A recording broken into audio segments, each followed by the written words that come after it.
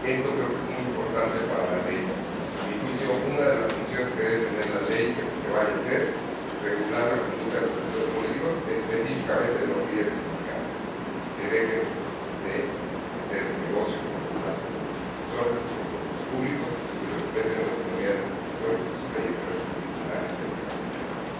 ¿Eso ocurre? No necesariamente.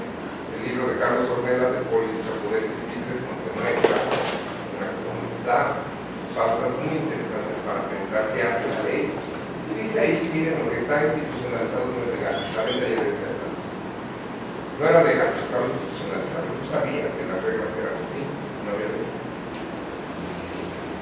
¿Obliga a cumplir la ley a los actores? No lo sé. No, a mí me parece un grave error, ¿no?, las declaraciones del presidente sobre que primero va la justicia y después la ley, porque la justicia está por encima de todo. Esa visión, esa justicialista del presidente es peligrosísima. Una, asume que las leyes la hicieron los malos.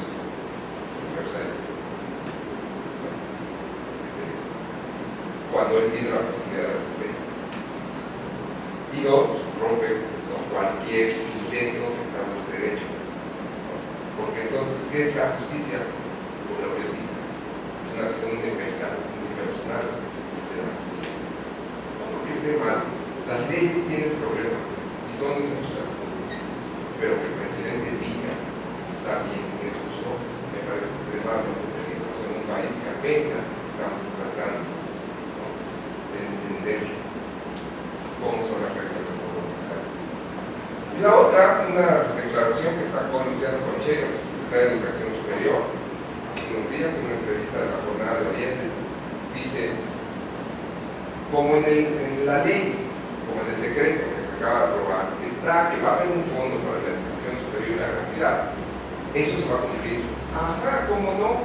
A ver, la ley también dice que le destinen 1% del PIB a ciencia y tecnología y no se cumple. Entonces la ley no cambia la realidad automáticamente como piensa. Y esto creo que es algo que hay que tener en cuenta para la discusión de las leyes. Pasamos, por favor. Lecciones, creo que sí hubo una discusión, una contienda por la educación que vimos en esta reforma, en un ambiente de pluralidad. Sirvió, yo creo que sí, yo creo que sí sirvió, yo creo que sí fue diferente el proceso de procesamiento de leyes. El PRI aprobó en el 2013 con una aplanadora la reforma. Acá no, hubo jaloneos, hubo oposición, les dijimos, dijeron, fue realmente una cosa más abierta. Sirvió, yo creo que sí, el que en algún momento fue el opositor principal del régimen político gobierna ahora.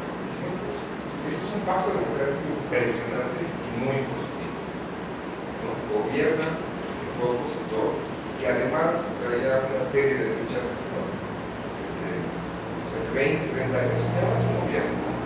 Eso debería ser, que entendiera el gobierno ahora, qué tan distinta es la oposición, y la oposición aprender que tiene una función de gobierno, pero parece que eso no estamos haciendo. Pasamos. Otra lección es que me parece que el problema el problema de la falta, ¿cuál era la razón de la reforma? Decía, había un consenso social de que la educación en México es mala, está mal distribuida. Es un debate que ahí mira Juan Carlos y todo el tiempo sobre la noción de calidad, ¿no? Pero no hay más, chicos. O sea, lo que se enseña en las escuelas, los niños no lo aprenden, lo que está en los currículos no lo aprenden, lo que está y lo que deberían aprender los niños cuando se terminan un ciclo no lo aprenden. Estamos haciendo las cosas mal y no es culpa del neoliberalismo ni de la mafia del poder, de esas cosas, de la manera como nos estamos organizando los sistemas educativos y las escuelas, que dan esos resultados. Y además no solamente eso, cuando hay calidad, no, la distribución de esa calidad es desigual. Los que tienen más recursos son los que tienen mejores aprovechamientos. Y eso es un problema que se definió ahora.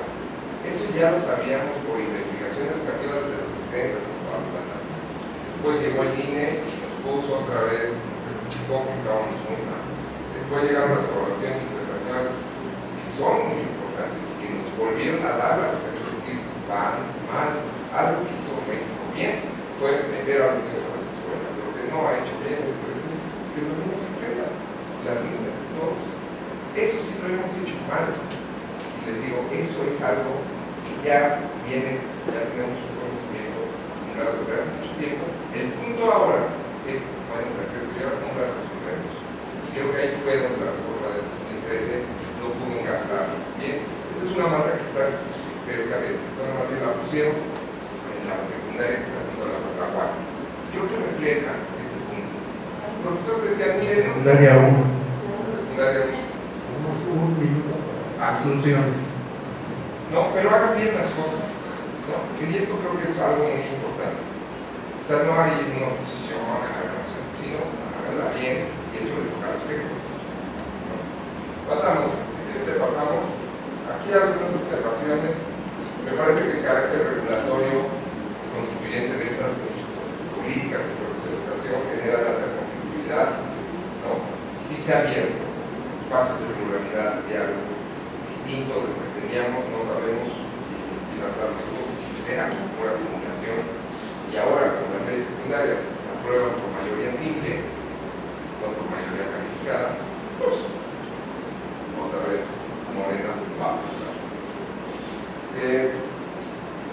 Ha habido, me parece, una apertura para procesar las leyes, pero sí es preocupante la decisión justicialista, ¿no? Del titular del Ejecutivo. Esto creo que a mí me preocupa mucho, me preocupa más no ver una noción de individuo dentro de las nuevas leyes y del cambio de gobierno que ahora tenemos. Hablan de autonomía de los profesores, claro que no. Pues si lo primero que querían quitar era la autonomía universitaria, y luego se echaron un órgano constitucionalmente autónomo, y luego pues la declaración de comunidades afortunadas de los animalitos y las mascotitas que hay que acercarles, ¿no? Alimento a la gente pobre. Eso lo dijo el presidente, totalmente borrando la noción de agencia humana de las personas pobres. Pasamos. La política de profesionalización docente es técnica y políticamente muy compleja, como lo vimos, realmente construida, ¿no? Como lo estamos viendo, intrínsecamente muy valiosa. ¿Por qué? Pues porque la finalidad es el desarrollo de la inteligencia de la niñez. Y aquí una de las cosas que me parece que sí avanzamos en este sexenio fue darnos cuenta que sí puede haber una reconciliación de derechos, es decir, que los niños tienen derecho a tener profesores altamente calificados, pero que los profesores también tienen derecho a tener condiciones de tutoría. No, la otra reforma decía primero lo primero y luego a ver porro, si quieres, exceso, ni siquiera porro, exceso de culpa. Ahora creo que hemos aprendido eso y eso me parece muy valioso. Creo que ahí termino y ahora sí.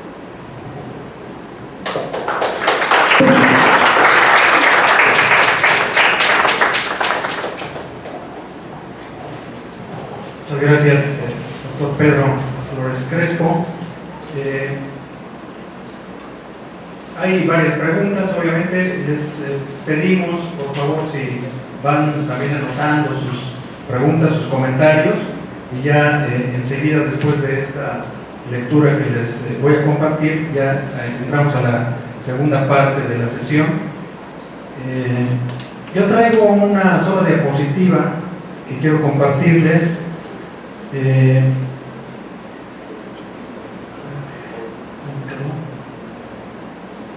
un PowerPoint.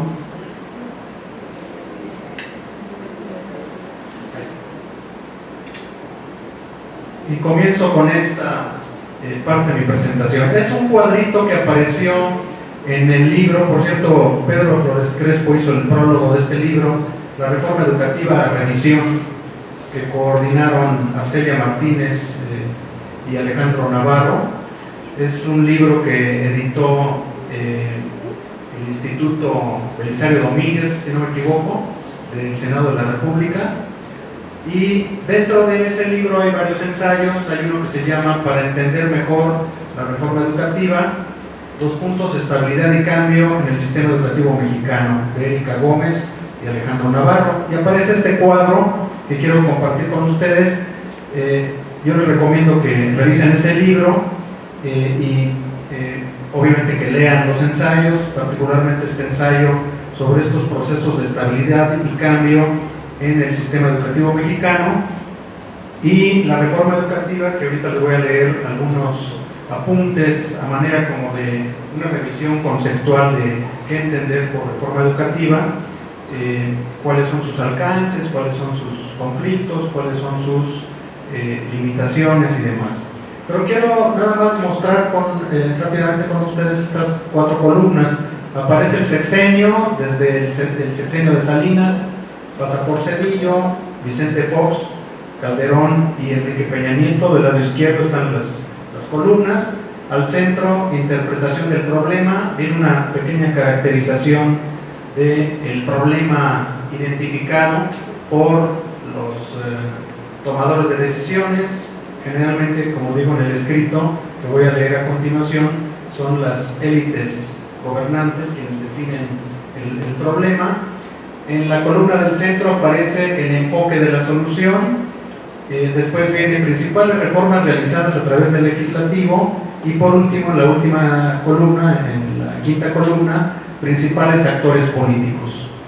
Interesante nada más anotar, por ejemplo, cómo estos autores califican o interpretan el enfoque de solución. En el sexenio de Salinas se le llamó modernización educativa, en el sexenio de Cedillo Ponce de León, equidad educativa. Con Fox ya se hablaba de calidad educativa, igualmente con Calderón, calidad educativa como planteamiento del enfoque de solución, y en el sexenio pasado, del 12 al 18, se le denominó evaluación educativa por el énfasis que se puso a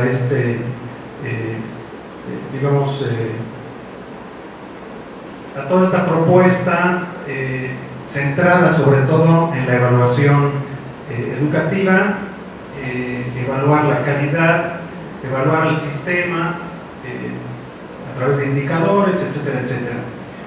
Y lo que más provocó conflicto fue la evaluación de los docentes, por supuesto, además con consecuencias en términos laborales.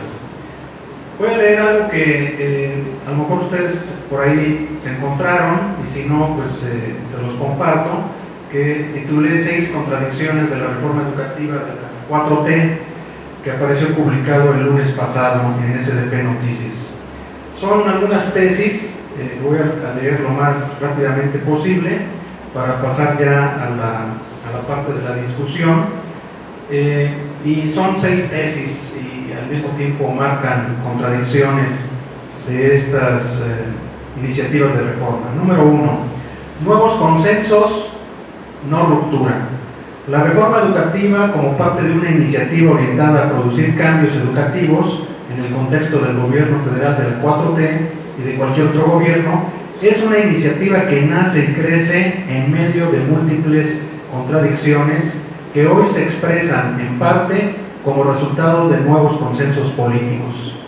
Esto se debió y se debe, por eso estamos hablando de la situación actual, se debe en parte a que el grupo parlamentario del partido Movimiento Morena y aliados políticos, a ellos no les alcanzaron los votos para dominar el Congreso con mayoría calificada, que se necesitan 2/3 partes, ¿verdad?, para hacer cambios a la Constitución. Esta reforma educativa, por lo tanto, es producto de un nuevo pacto político. Y me pregunto, ¿las reformas educativas se podrían cocinar de otra manera? Así, la reforma educativa que recién inicia en México, a partir de las modificaciones al texto constitucional publicadas en mayo, el 15 de mayo de 2019, tiene como característica principal la inercia, la continuidad, la no ruptura, en lo que se refiere a sus contenidos. Preocupación principal por la calidad educativa y la equidad. Pero no solamente por eso, sino también porque su carácter inercial se descubre si la contrastamos con las reformas educativas anteriores, en especial las de 1992 y 2013. En este cuadro lo que encuentran los investigadores que hicieron este ensayo es que solamente en el sexenio de Salinas y en el sexenio de Peña Nieto se metió mano a fondo al texto constitucional. En los sexenios de Zedillo no hubo ningún cambio constitucional. En el sexenio de Fox solamente para remarcar la obligatoriedad de la educación preescolar, y en el sexenio de Calderón dice no se realizó ninguna reforma desde el Congreso de la Unión. Entonces, fíjense, Salinas y luego otro gobierno priista que fue el de Peña Nieto metieron mano a la Constitución, artículo 3 en su texto en pleno. Número 2, intencionalidades políticas no educativas. En esta línea de ideas críticas con respecto a las reformas educativas, considero que toda iniciativa de reforma en este ámbito, en el educativo, en cualquier nación, es un conjunto de acciones con causas e intencionalidades políticas no educativas. ¿Por qué? Porque quienes llevan a cabo este impulso reformador, en esencia, son las élites de la clase política, es decir, los actores protagonistas del poder público, entre paréntesis, gobernantes, federales y estatales, dirigentes de partidos políticos, legisladores, etc. También son actores los sectores empresariales, dueños y actores principales del poder económico, así como los dirigentes de diversas instituciones de la sociedad civil organizada que directa e indirectamente, asociados con las élites gobernantes y empresariales, nativas o globales, avalan o toman parte de los vientos de la reforma, sobre todo si sus intereses se ven favorecidos. 2 puntos: medios de comunicación, sindicatos de maestros, iglesias, institutos de educación superior o instituciones de educación superior, profesionales libres, comunidades científicas, burocracias educativas federales y estatales, etc. El problema de fondo es, en todo caso, que los actores principales del cambio educativo no están precisamente entre las élites, sino en la base social, es decir, en las escuelas, generalmente ajenos a estos acuerdos populares. Número 3. Otros problemas, contenidos y estrategias. Toda iniciativa de reforma educativa lleva implícita y por definición la idea de producir, entre comillas, un cambio en las prácticas educativas y pedagógicas en las escuelas o en el conjunto del sistema público educativo, previa identificación de un problema educativo y social expresado en términos de aprendizajes. Esa mirada y esa evaluación inicial, ustedes saben que no me gusta mucho la palabra diagnóstico, por lo general están en la cancha de las élites. Sin embargo, es necesario discutir cuál es el contenido de ese cambio, y no me refiero al contenido curricular, que por sí mismo constituye otra discusión. Un cambio educativo superficial o profundo, un cambio reformista o revolucionario en el sentido expresado por Thomas Kuhn, que él se refería a los cambios paradigmáticos. Otra pregunta: ¿cambios o no en la base de las estructuras del sistema? ¿Pensado para qué tipo de sociedad? A la vez, y dada la complejidad del proyecto reformista, habría que analizar cuál es la estrategia a seguir y los métodos o los procedimientos específicos para conseguir esa idea de cambio educativo. El problema entonces planteado o identificado por las cúpulas dirigentes es concebido como un conflicto de la calidad de la educación, centrado en los aprendizajes escolares y no tanto como un problema de cantidad, que sería la cobertura o el rezago educativo. Para un país como el nuestro, cuyo enfoque dominante ha sido evaluar la calidad de la educación a través de métodos o enfoques cuantitativos, la cuestión es saber cómo pasar de un estado del problema a un estado de soluciones. Y esas soluciones, dice el enfoque dominante, deben ser efectivas, verificables, evidenciables o entregables. Con esa racionalidad y con tales movimientos, los especialistas en evaluación hegemónica de la educación se han representado los alcances del cambio.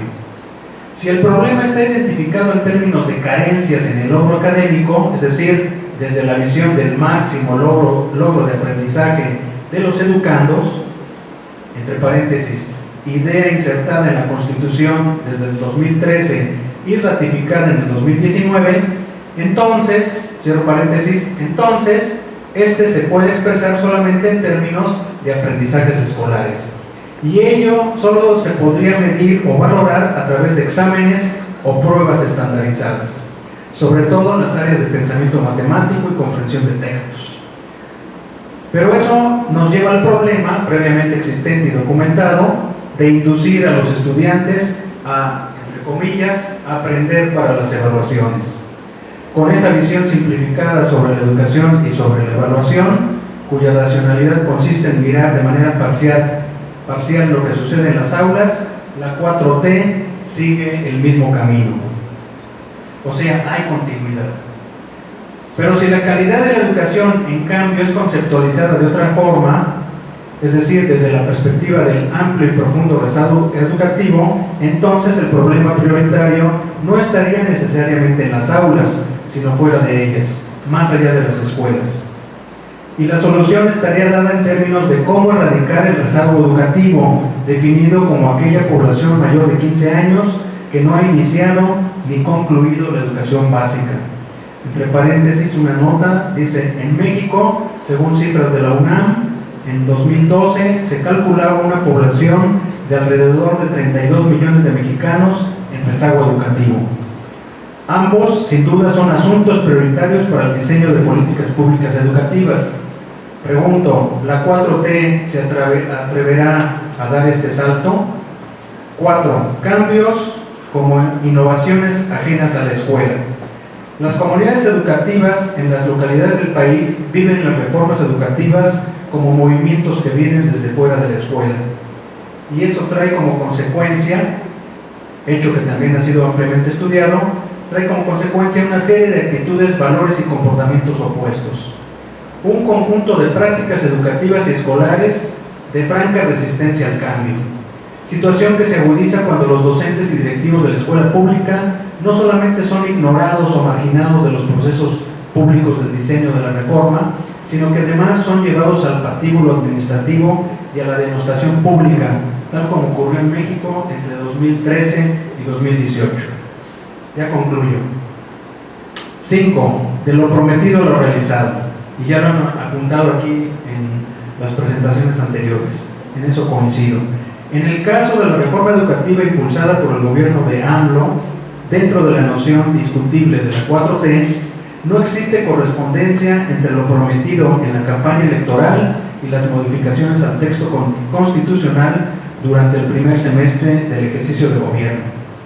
Los grupos parlamentarios de Morena y aliados políticos, tanto en la Cámara de Diputados Federal como en el Senado de la República, no solo no alcanzaron los votos suficientes para imponer la iniciativa del presidente de la República, sino que tuvieron que negociar los términos de la reforma con la oposición, con el pacto o los partidos que formaron en el 2013 el Pacto por México, con un saldo que podría considerarse como de victoria pírrica, ya que el resultado parece más bien de continuidad que de cambio verdadero.